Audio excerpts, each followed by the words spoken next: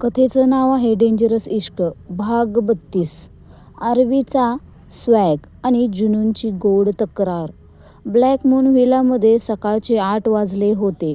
RV आणि जुनून बेडवर शांत झोपले होते. जुनूनला जाग आली तेव्हा तिने पाहिलं की आरवी शर्टलेस अवस्थेत तिच्या शेजारी झोपला आहे. त्याला असं पाहताच जुनूनचे गाल लाजेने लाल झाले, पण लगेच तिच्या चेहऱ्यावर रागाचे भाव आले. तिला काल रात्रीच्या आरवीच्या त्या खोडसाळ हालचाली आठवल्या. नशेत असूनही आरवीने तिला खूप रात्रभर नीट झोपू दिलं नव्हतं. मलमपट्टी करतानाही तो तिला त्रास देत होता आणि बेडवर आल्यावरही त्याच्या मस्तीला अंतच नव्हता. तो जाणून-बुजून तिला छळत होता आणि जुनून हतबल होती. ती तोंड वाकडं करून स्वतःशीच म्हणाली, "मिस्टर गँगस्टर, काल रात्री तुम्ही मला खूप त्रास दिलाय. आता मी तुमच्याशी बोलणारच नाही. म्हणजे तुम्हाला कळेल की नशेत तुम्ही माझ्यासोबत काय काय केलंय." असं म्हणताना तिने आपल्या मानेवर हात ठेवला. तिथे आरवीच्या लव्ह बाईट्सच्या खुणा स्पष्ट दिसत होत्या. ती लाजत लाजत उठली आणि फ्रेश व्हायला बाथरूममध्ये गेली. काही वेळाने ती बाहेर आली तेव्हा आरवी बेडवर नव्हता. "कुठे गेले मिस्टर गँगस्टर?" असं म्हणत तिने आपले ओले केस टॉवेलने पुसले आणि बाहेर आली. तिला लांबून म्युझिकचा आवाज आला. तेव्हा तिला समजलं की आरवी जिममध्ये आहे. ती हसतच स्वयंपाकघरात गेली, कारण तिला माहीत होतं की आरवीला जिम करताना प्रोटीन शेक लागतो. संतोषीजी आणि हरी काका नाश्त्याची तयारी करत होते. जुनूनने त्यांना शेक बनवायला मदत मागितली. थोड्या वेळाने ट्रे घेऊन ती जिम एरियामध्ये पोहोचली. तिथे आरवी फक्त बॉक्सरमध्ये पुशअप्स मारत होता. त्याची पिळदार आणि सुडौल देहयष्टी इतकी आकर्षक दिसत होती की कोणत्याही मुलीचा काळजाचा ठोका चुकला असता. आरवीने आरशातून जुनूनला येताना पाहिलं, पण त्याने त्याचा व्यायाम थांबवला नाही. जुनून हळूहळू त्याच्या जवळ गेली आणि अचानक त्याच्या पाठीवर जाऊन बसली. थक्क झाला. तो हसतच म्हणाला, "हे काय करतेस जुनून?" जुनून आपलं हसणं लपवत म्हणाली, मी कुठे काय केलं? मी तर फक्त बसले." आरवी हलकसं हसून म्हणाला, "अगं, पण तू तर माझ्या पाठीवर बसलीयस." "असो, मला काही प्रॉब्लेम नाही. तुझ्यासारख्या 4 जरी पाठीवर बसल्या तरी या आरवीला काही फरक पडत नाही." हे ऐकून जुनूनने रागाने डोळे वटारले आणि ती पटकन खाली उतरली. तिला चिडलेलं पाहून आरवीचं हसू अजूनच वाढलं. तो म्हणाला, "तू मला त्रास द्यायचा प्रयत्न करतेस जानम. तुला माहीत नाही का की मोठ्या मोठ्या लोकांची डाळ माझ्यासमोर शिजत नाही. तू तर खूप साधी आहेस." असं म्हणत त्याने झटकन जुनूनचा हात पकडला आणि तिला स्वतःवर खेचलं. जुनून सावरू शकली नाही आणि थेट आरवीच्या छातीवर पडली. आरवीनेही क्षणातच आपली पोझिशन बदलली आणि जुनून आता पूर्णपणे त्याच्या मिठीत होती. आता या रोमॅन्टिक वातावरणात आरवी जुनूनला कोणतं सरप्राईज देणार? सुकूनने जुनूनचा फोटो ज्या राजीवला दिला आहे, तो आता कोणतं भयानक पाऊल उचलणार? आरवीचा रोमॅन्टिक तडका आणि सुकूनचा धक्कादायक एक्झिट. आरवी जमिनीवर झोपला होता आणि जुनून त्याच्या छातीवर होती. त्याने तिची पाठ सावरली आणि विचारलं, "एवढा राग?" जुनूनने आपलं तोंड दुसरीकडे फिरवलं होतं. ती अजूनही नाराज असल्याचं नाटक करत होती. आरवी हसून म्हणाला, "अगं, मी तर फक्त 4 मुलींचं नाव घेतलं तर तुझी ही अवस्था झाली. एवढा राग आला का तुला? मग विचार कर, जेव्हा तू प्रत्येक गोष्टीवरून मला सोडून जाण्याची भाषा करतेस तेव्हा मला किती राग येत असेल." हे ऐकून जुनूनने आपले ओठ दाताखाली दाबले आणि आरवीच्या छातीवर बोटाने टॅप करू लागली. आरवीने तिच्याकडे तिरक्या नजरेने पाहिलं. जुनून हसतच म्हणाली, "मी तुमच्यासाठी प्रोटीन शेक घेऊन आले आहे." आरवी तिच्या ओठांकडे बघतच म्हणाला, "तहान तर मला दुसऱ्याच गोष्टीची लागली आहे. जुनूनने पटकन तोंड वळवलं आणि म्हणाली, जास्त बोलू नका, गुपचूप शेक प्या. त्यानंतर तुम्हाला आंघोळ करायची आहे आणि आपल्याला नाश्ताही करायचा आहे. ती उठू लागली, पण आरवीने तिला पुन्हा मिठीत ओढलं आणि म्हणाला, तसंही मी आजवर कधीच जिममध्ये रोमॅन्स केला नाहीये. हे ऐकून जुनूनचे डोळे विस्फारले. तिने त्याला जोरात धक्का दिला आणि म्हणाली, मी सांगितलं ना, शांतपणे शेक प्या. जुनून तिथून उठली आणि आरशासमोर जाऊन उभी राहिली. खूपच काळानंतर ती स्वतःला आरशात हसताना बघत होती. नाहीतर तिचं हास्य तर पूर्णपणे हरवलंच होतं. आरवी जमिनीवर पहुडल्या अवस्थेतच हाताचा आधार घेऊन तिला बघत होता. त्याच्या चेहऱ्यावर एक गोड हसू होतं. त्याने शेक घेतला आणि पीतच तिच्या जवळ आला. त्याने तिची कंबर पकडून तिला आपल्याकडे वळवलं. जुनून पुन्हा त्याच्या छातीशी लागली. आरवीने थोडा शेक पिला आणि मग तो ग्लास जुनूनच्या ओठांना लावला. तो म्हणाला, तुला ही प्रोटीन्सची खूपच गरज आहे.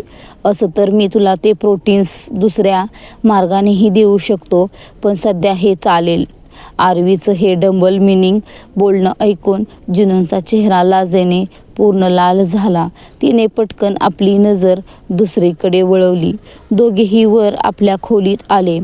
आरवी फ्रेश झाल्यानंतर ते नाश्त्यासाठी खाली आले. हरिकाका आणि संतोषी काकूंनी नाश्ता तयार ठेवला होता.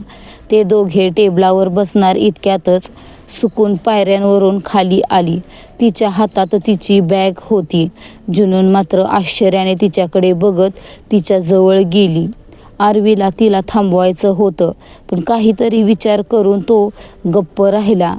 जुनून म्हणाली, सुकून, तू कुठे चालली आहेस का? सुकूनने एकदा आरवीकडे पाहिलं आणि म्हणाली, मी इथून कायमची जाते. हे ऐकून मात्र जुनून थक्क झाली. कालपर्यंत जी मुलगी तिला जिवंत मारण्याची भाषा करत होती, ती आज स्वतःच अचानक असं घर सोडून का जाते हे मात्र तिला कळेना. तेवढ्यात जुनून म्हणाली, हे काय बोलतेस? आता सुकून खरंच घर सोडून जात आहे की हे तिचं कोणतं नवीन षड्यंत्र आहे? आरवीला सुकूनच्या या निर्णयावर विश्वास बसेल का? आणि न्यूयॉर्कला जाण्यापूर्वी नक्की कोणतं वादळ येणार आहे? सुकूनचा निरोप आणि आरवीचा संशय. सुकून थोडी हसली आणि म्हणाली, मला समजते की प्रेम जबरदस्तीने करता येत नाही. माझ्याकडून खूप मोठी चूक झाली की मी तुमच्या दोघांच्या मध्ये आले. तुम्ही दोघं एकमेकांसाठी अगदी परफेक्ट आहात. तिचं हे बोलणं ऐकून आरवीच्या भुवयाच उंचावल्या.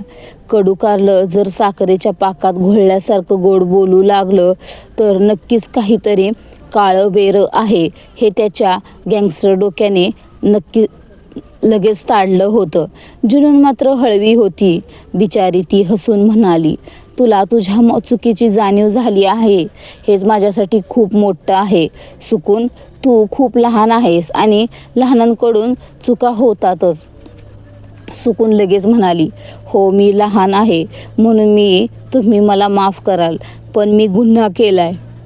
मी तुमचं खेळणं नाही तर तुमचा नवरा हिरावून घेण्याचा प्रयत्न केला. मला आता फक्त पश्चाताप नाही तर प्रायश्चित करायचे. म्हणूनच मी इथून कायमची जाते.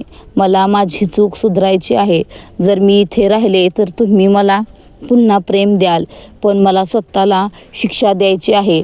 जेव्हा मला वाटेल की मी तुम्हाला तोंड दाखवायच्या लायकीची झाले तेव्हाच मी परत येईन. तोपर्यंत तुम्ही स्वतःची काळजी घ्या. असं म्हणून तिने आरवीकडे पाहिलं. तो चेहऱ्यावर कोणतेही भाव न आणता तिलाच बघत होता. जुनूनला तिला थांबवायचं होतं.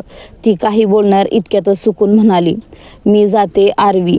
आरवी थोडा हसला आणि म्हणाला, रिक्षा बुक करू? तिला थांबवेल.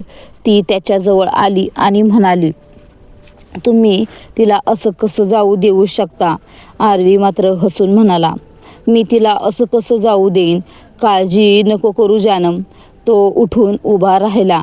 तेव्हा सुकूनलाही वाटलं की आता हा अडवणार आपल्याला. पण आरवी सुकूनसमोर आला आणि म्हणाला, खूप चांगलं झालं की तुला वेळेत चुकीची जाणीव झाली. मला वाटलं होतं तुझ्याशी शत्रुत्व निभवावं लागेल, पण आता तर तूच मैत्रीचा हात पुढे केलायस तर जुन्या गोष्टी विसरलेलं बरं. कधी गरज लागली तर बिनदिक्कत कॉल कर, पण जीजू समजूनच. असं म्हणत त्याने खिशातून 2000च्या 4-5 नोटा काढल्या आणि सुकूनच्या हातावर ठेवत म्हणाला, तू जोडा लपवण्याची रस्म तर केली नाहीस, पण माझ्याकडून हा शगुन समजून ठेव. आणि आता सुखाने जा. आरवीचं हे अपमानजनक वागणं पाहून सुकूनच्या डोळ्यात राग चमकला, पण तिने लगेच तो गिळला आणि हसूनच म्हणाली, हा शगुन मी नेहमी जपून ठेवेन. ती दरवाजाकडे वळली. जुनून तिला थांबवायला धावली, पण आरवीने तिची कंबर पकडून तिला मागे खेचलं आणि तिचे हात आपल्या हातात जखडले. जुनून कळवळून म्हणाली, प्लीज तिला थांबवा. ती पुन्हा चुकीच्या मार्गावर जाईल. आरवी शांतपणे तिच्याकडे बघतच म्हणाला, मला भूक लागलीये. तर त्यावर जुनून जोरात ओरडली, काय बोलताय मिस्टर गँगस्टर? सुकून निघून जाईल. तिने पाहिलं तर सुकून बाहेर गेली होती. जुनूनच्या डोळ्यात मात्र पाणी आलं. आरवीने तिला जेवणाच्या टेबलावर नेलं आणि स्वतःच्या हाताने घास भरवू लागला. जुनूनला घशातून खाली घास उतरत नव्हता, पण आरवीच्या जरबेमुळे तिने अर्धा पराठा खाल्ला. आरवीला माहीत होतं की जुनून खूपच इमोशनल झालीये, पण त्याचं डोकं मात्र चक्रावत होतं. रातोरात कोणी इतकं कसं बदलू शकतं, असं त्याला अजून त्या क्लबमधील मुलीबद्दलही माहिती मिळाली नव्हती. आणि आता सुकूनचं हे विचित्र वागणं. नक्कीच काहीतरी मोठं कारस्थान शिजत होतं. तिकडे हायवेवर उभी असलेली सुकून आरवीने दिलेल्या त्या नोटांकडे बघत होती. तिने त्या नोटा रागाने मुठीत चुरगळल्या आणि तिच्या चेहऱ्यावर एक भयानक सैतानी हसू निर्माण झालं होतं. सुकून गेल्यामुळे जुनूनचं मन कशातच लागत नव्हतं. जरी त्यांचं भांडण झालं होतं तरी बहिणीचं जाणं तिला अस्वस्थ करत होतं. आता ही शांतता कोणत्या मोठ्या वादळाची पूर्वसूचना आहे? आरवी त्या क्लबमधल्या मुलीचा शोध लावू शकेल का? जुनूनचा टाहो आणि घातकी दासीचा मेडचा काळजाचा थरकाप. सुकूनच्या वागण्यावर जुनूनचा खूप वेळ वाद झाला होता. तिच्या डोळ्यांसमोरून सुकूनच्या प्रेमाचा पडदा कधीच हटला होता, पण तरीही तिला आपल्या बहिणीबद्दल खूपच वाईट वाटत होतं. तिला कुठेतरी वाटत होतं की सुकूनच्या या अवस्थेला ती स्वतःच जबाबदार आहे. जर तिच्यामुळे आई-वडील गेले नसते तर आज सुकून असं आयुष्य अजिबातच जगली नसती. आरवी तिच्याकडे बघत होता. तिला स्वतःच्या हाताने भरवू पाहत होता, पण जुनूनला राहवलंच नाही आणि ती त्याच्यासमोर ढसाढसा रडू लागली. आरवीने लगेच तिला काळजाशी धरलं आणि म्हणाला, जानम, यात रडण्यासारखं काय आहे? सुकूनला इथे राहायचं नसेल तर आपण बळजबरी नाही ना करू शकत. कदाचित तिला खरंच पश्चाताप झाला असेल आणि इथून जाणं तिला योग्य वाटलं असेल. जुनून हुंदके देतच म्हणाली, तसं नाहीये मिस्टर गँगस्टर. तिला जर चुकीची जाणीव झाली होती तर ती काही दिवस तरी आपल्यासोबत राहू शकली असती ना. ती ज्या घाणेरड्या जगात वावरते, मला भीती वाटते की ती पुन्हा तिथेच जाईल. प्लीज माझ्यासाठी तिला शोधून परत आणा ना. आता तर ती सुधारली आहे, मग आपल्याला काहीच त्रास होणार नाही. प्लीज. आरवी मंद हसला आणि म्हणाला, ठीक आहे, तू म्हणतेस तर मी तिला शोधून आणीन, पण त्याआधी तुला माझं एक काम करावं लागेल.